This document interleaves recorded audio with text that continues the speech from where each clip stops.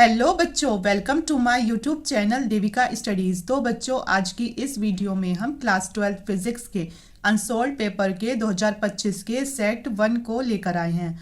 तो आज पार्ट 3 है और जिसने पार्ट 1 और पार्ट 2 नहीं देखा तो वो हमारे चैनल पर जाकर वीडियो को ज़रूर देखिएगा प्लीज़। तो आज की इस वीडियो में हम इसका खंड द कराने वाले हैं, इसमें जो कि क्वेश्चन नंबर क्या है 4 है। तो इसका क्या है कि गॉस के नियम का उपयोग करते हुए एक अनंत लंबाई के एक समान आवेशित सीधे तार के कारण उत्पन्न विद्युत क्षेत्र का सूत्र व्युत्पन्न कीजिए। तो ये आपसे 3-3 नंबर के क्वेश्चन पूछे गए हैं। और दूसरा है इसमें परावर्ती दूरदर्शी का किरण आरेख कीजिए, इसकी कार्यविधि स्पष्ट कीजिए।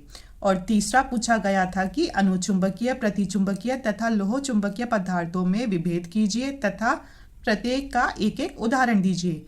और चौथा क्वेश्चन पूछा गया था ऊर्जा बैंड के आधार पर चालकों, कुचालकों एवं अर्धचालकों के वर्गीकरण की व्याख्या कीजिए।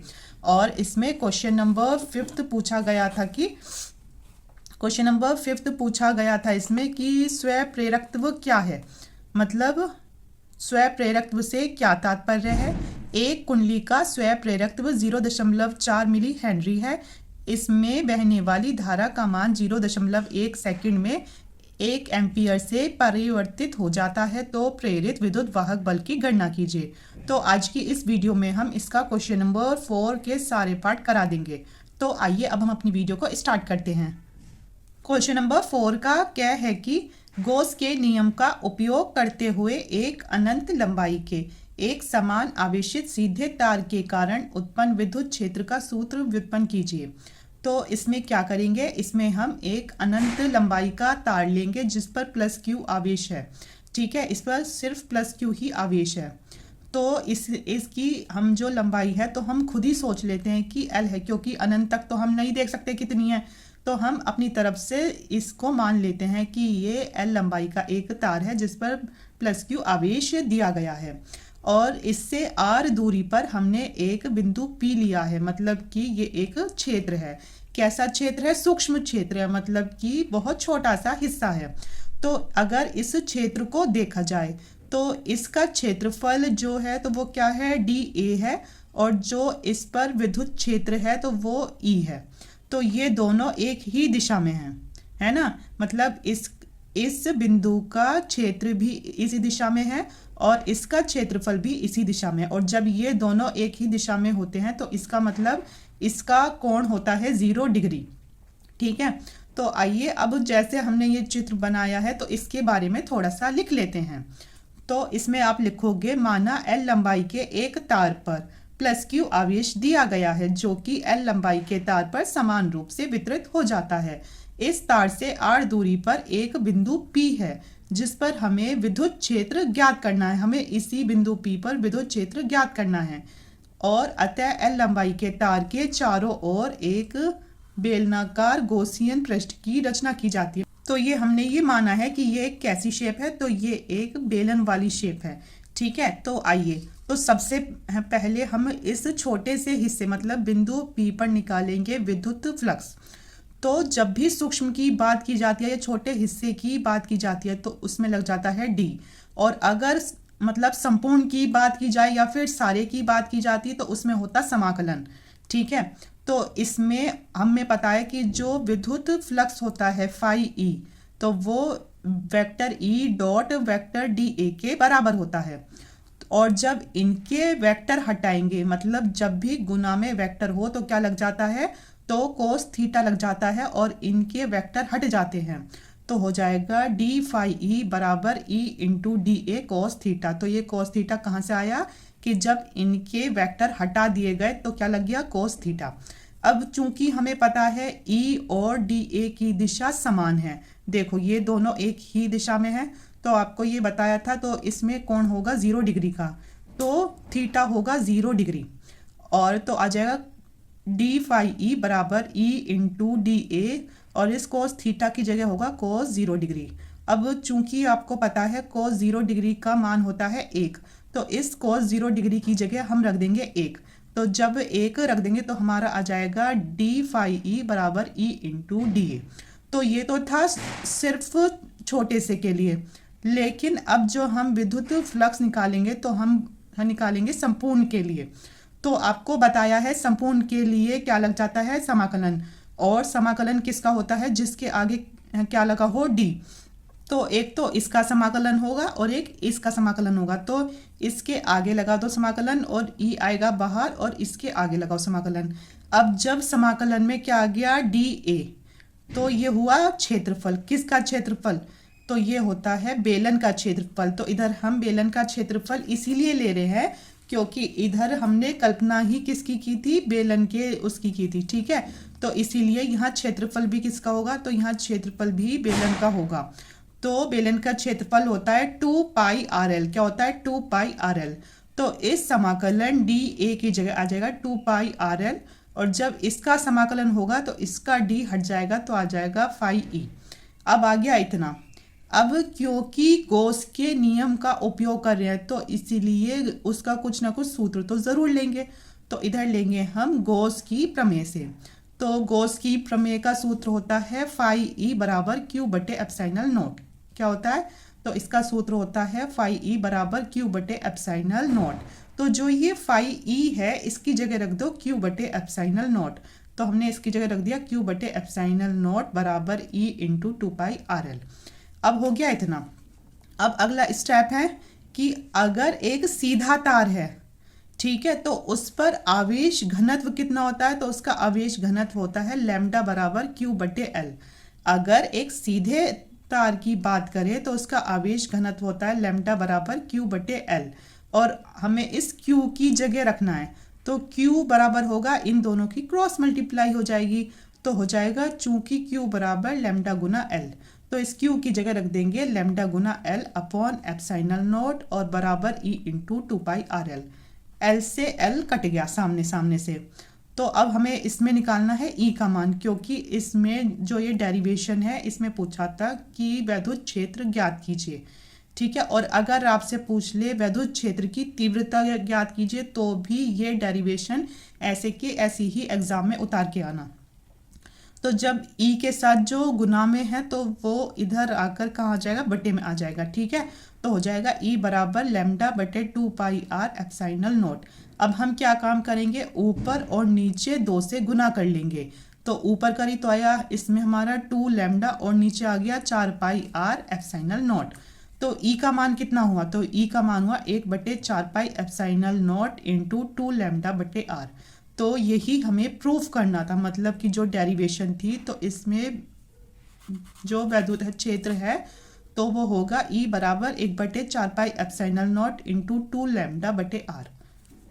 क्वेश्चन नंबर 4 का ख है कि परावर्ती दूरदर्शी का किरण आरेख कीजिए, इसकी कार्यविधि स्पष्ट कीजिए। तो ये क्वेश्चन पूरे 3 नंबर का पूछा गया था और ये मोस्ट इंपॉर्टेंट क्वेश्चन है। क्या पता ये आपको आपके सेट में रखा मिले, तो इसीलिए इसे अच्छे से समझना। तो इसके किरण आरेख में क्या होता है कि इसमें अनंत पर रखी वस्तु का चमकीला प्रतिबिंब प्राप्त करते हैं। तो आइए इसके किरण आरेख को खींचते हैं। तो इसमें सबसे पहले एक वस्तु ए बी है जो कि कहाँ रखी है, अनंत पर रखी है। ठीक है, तो अनंत पर रखी वस्तु ए बी का ही हमें इसमें प्रतिबिंब देखना है कि वो कहाँ बनेगा। तो इसमें हम सबसे पहला काम करेंगे कि एक सीधी रेखा खींच देंगे। ठीक है, खींच दी। अब उस पर हम एक अवतल दर्पण बना देंगे। तो ये हो गया उस पर अवतल दर्पण। ठीक है, अब हम इस पर समतल दर्पण को बना देंगे। ठीक है, तो इसका नाम तो है बच्चों समतल दर्पण। कौन सा दर्पण, तो ये है समतल दर्पण। और इसकी बात करें तो ये है अवतल दर्पण, अवतल दर्पण। ठीक है, तो बच्चों जो भी वस्तु अनंत पर रखी होती है तो जब उससे किरणें आती हैं तो उससे समांतर किरणें आती हैं। तो इस वस्तु से समांतर किरणें आकर सबसे पहले अवतल दर्पण से टकराएंगी। तो अवतल दर्पण पर 2 समांतर किरणें आकर टकरा जाती हैं। इस पर आई 2 किरणें। ठीक है, फिर अवतल दर्पण क्या करेगा, अवतल दर्पण इन किरणों को परावर्तित करके समतल दर्पण के पास भेज देगा। इसने ये भेज दी और अब ये वाली भी इसके पास भेज दी। अब जो समतल दर्पण है ये भी क्या काम करेगा, तो ये भी इन किरणों को ऐसे करके परावर्तित कर देगा। और जब ये परावर्तित इसने इन्हें कर दिया तो ये जिस भी बिंदु पर मिलेंगी तो इसका प्रतिबिंब उधर ही बनेगा, जैसे इधर। अभी आगे समझाएंगे, अभी पहले आप समझो कि आपको एक इधर बनानी है नेत्रिका लेंस। कौन सी लेंस, तो ये है हमारी नेत्रिका लेंस, नेत्रिका लेंस। और जब आपने इसमें नेत्रिका लेंस बना दी तो अपने नेत्र भी बना दीजिए आप, मतलब अपनी आंखें। तो ये रही आपकी आंखें और ये रही आपकी आईब्रो, ठीक है। तो ये है हमारा नेत्रिका लेंस। अब इस नेत्रिका लेंस का एक मुख्य अक्ष होता है, तो वो खींच दो। तो इसका जो मुख्य अक्ष है वो ये है, एक सीधी रेखा में खींच दो इसका मुख्य अक्ष, तो वो खींच दिया हमने, ठीक है। तो ये तो था हमारा अवतल दर्पण और ये था हमारा समतल दर्पण, ठीक है। अब जब ये समतल दर्पण से जो किरणें आकर आपस में इस बिंदु पर मिली हैं तो ये इस मुख्य अक्ष से इस पर आ गई, तो ये क्या हो गया, तो यही हमारा A1 B1 प्रतिबिंब है। तो ये क्या बन गया, तो ये बना है प्रतिबिंब A1 B1। पर ये जो प्रतिबिंब है ये नेत्रिका लेंस के लिए वस्तु की तरह कार्य करता है। जैसे ये वस्तु है ना, तो ऐसे ही ये प्रतिबिंब किसकी तरह कार्य करता है, इस वस्तु की तरह कार्य करता है। क्योंकि हमारे नेत्र को ये वस्तु दिख नहीं रही, क्योंकि ये कहाँ है, क्योंकि ये वस्तु है अनंत पर, इसलिए, ठीक है। तो पर ये असली प्रतिबिंब नहीं है, ये तो सिर्फ इसकी तरह कार्य कर रहा है। अब जो असली प्रतिबिंब है तो वो ऐसे होगा। अब जब ये आकर आपस में मिली हैं तो इसके इस वाले से एक रेखा निकलेगी ऊपर की ओर, ये ऐसे ऊपर की ओर कहीं अनंत पर चली जाएगी। ऐसे ही ये जो दूसरी वाली रेखा आई थी, किरण आई थी, इससे भी एक किरण ऐसे चली जाएगी ऊपर को, और ऊपर जाकर ये जिस भी बिंदु पर आपस में मिलेंगी, ठीक है। जैसे ये इस बिंदु पर मिल गई तो क्या काम करेंगे, तो जो ये नेत्रिका लेंस का मुख्य अक्ष है इससे इस पर लंब डाल देंगे, तो यही हमारा प्रतिबिंब है, चमकीला प्रतिबिंब, जिसका नाम है A2 B2। तो यही हमें प्राप्त करना था, ठीक है। तो बस ये है हमारा इसका किरण आरेख, ठीक है। अगर आपको अच्छे से समझ नहीं आया तो आप इस वीडियो को 1 से 2 बार जरूर देख लेना, आपको मेरी गारंटी है अच्छे से समझ में आ जाएगा। तो ये था इसका किरण आरेख। अगर आप एक बार और इसका ड्रॉ देखना चाहते हो तो देखो कि ये सबसे पहले अनंत पर एक वस्तु AB ली, ठीक है, और फिर एक सीधी रेखा खींची, उस पर हमने एक अवतल दर्पण लिया, और फिर इधर हमने एक ये क्या लिया, तो ये है हमारा समतल दर्पण। और फिर इससे जो दो हमारी वो समांतर किरणें आ रही थी तो वो हमारी अवतल दर्पण पर जाकर टकराती हैं, और अवतल दर्पण उन्हें क्या कर देता है, तो अवतल दर्पण उन्हें परावर्तित कर देता है, जिससे वो किस पर आती हैं, तो फिर ये समतल दर्पण पर आ जाती हैं। अब जब ये समतल दर्पण पर आई हैं तो समतल दर्पण भी क्या काम करेगा, इन्हें उल्टा भेज देगा, यानी इन्हें परावर्तित कर देगा। तो ये वाली किरण तो आ गई इधर, और जी ये वाली किरण आई इधर, और ये आपस में इस बिंदु पर मिल गई। और जी ये है आपका नेत्रिका लेंस और ये है आपके नेत्र। तो इस पर एक जो प्रतिबिंब है तो वो है A1 B1। तो ये असली प्रतिबिंब नहीं है, ये तो इस नेत्रिका लेंस के लिए किसका कार्य कर रहा है, तो ये इस AB वस्तु का कार्य कर रहा है। अब जो हमारे ये आए हैं, ये दो किरणें वापस आकर इस नेत्रिका लेंस पर आई हैं, तो अब इससे डॉटेड लाइन एक तो इस वाली रेखा से जाएगी, दूसरी इस वाली किरण से जाएगी।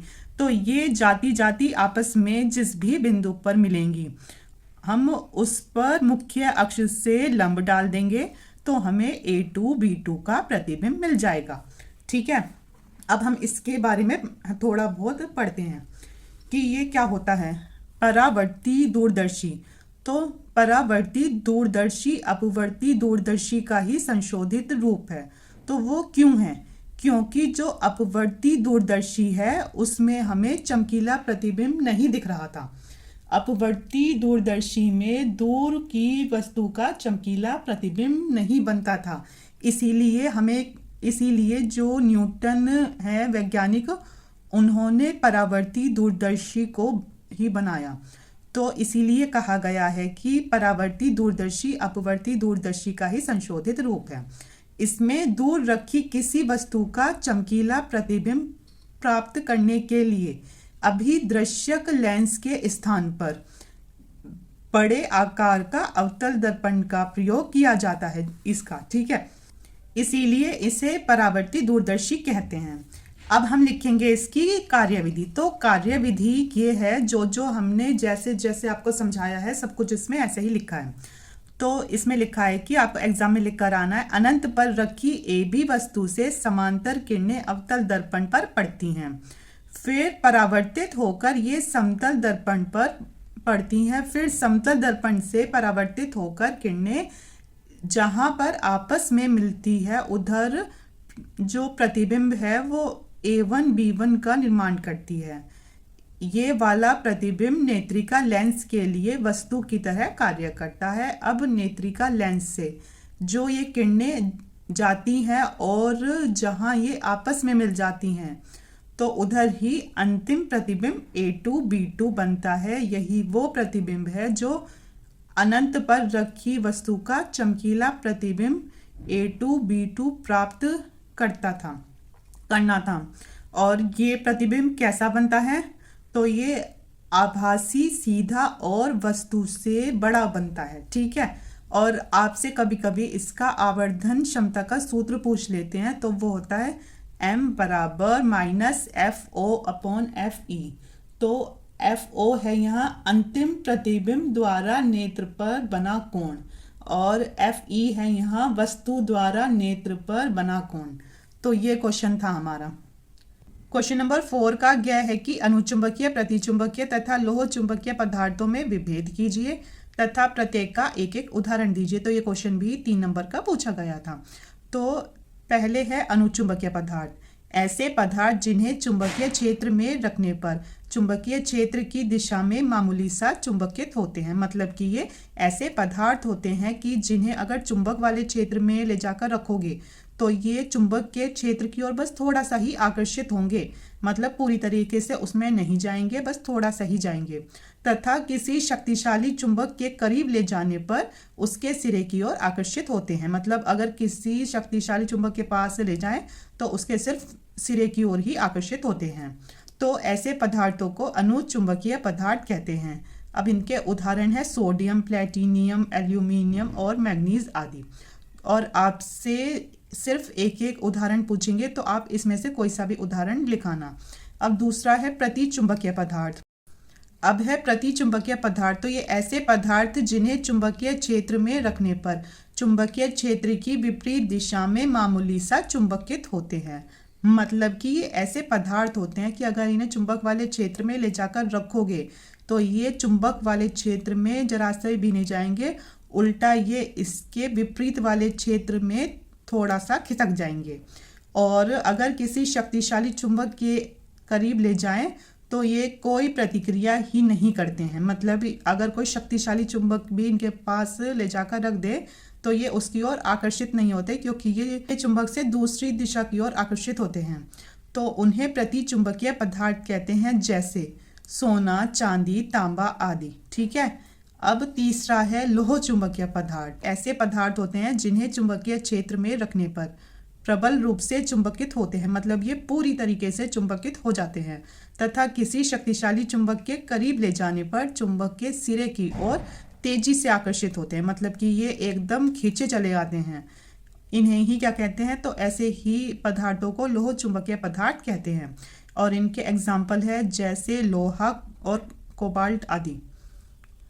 अब हमारा क्वेश्चन नंबर 4 का है ऊर्जा बैंड के आधार पर चालकों, कुचालकों एवं अर्धचालकों के वर्गीकरण की व्याख्या कीजिए। तो इसकी व्याख्या के लिए आपको इसमें 2 डिब्बे याद रखने पड़ेंगे। एक तो होता है चालन बैंड। कौन सा बैंड? एक होता है इसमें चालन बैंड और दूसरा बैंड होता है इसमें संयोजी बैंड। कौन सा बैंड? दूसरा बैंड है संयोजी बैंड, जिसमें सारे इलेक्ट्रॉन होते हैं। इसमें क्या होते हैं? इसमें सारे इलेक्ट्रॉन होते हैं। अगर इनके बीच में गैप नहीं होगा तो जब हम इसके इलेक्ट्रॉन को गर्म करेंगे या ऊष्मा देंगे तो उनमें हलचल उत्पन्न होगी, और जब इन दोनों डिब्बों के बीच में एनर्जी गैप ही नहीं होगा तो वो उसमें आसानी से जा सकते हैं। लेकिन जब इन दोनों डिब्बों के बीच में ज़्यादा एनर्जी गैप होता है तो ये वाले इलेक्ट्रॉन इसमें जाने की कोशिश तो करते हैं पर वो जा नहीं पाते क्योंकि इधर इतना सारा गैप होता है। ठीक है, तो मतलब जो इलेक्ट्रॉन इस वाले डिब्बे में नहीं जा पाते हैं तो इसका मतलब कि उसमें करंट नहीं बहता है, और जो उसमें चले जाते हैं इसका मतलब उसमें विद्युत धारा बहने लगती है।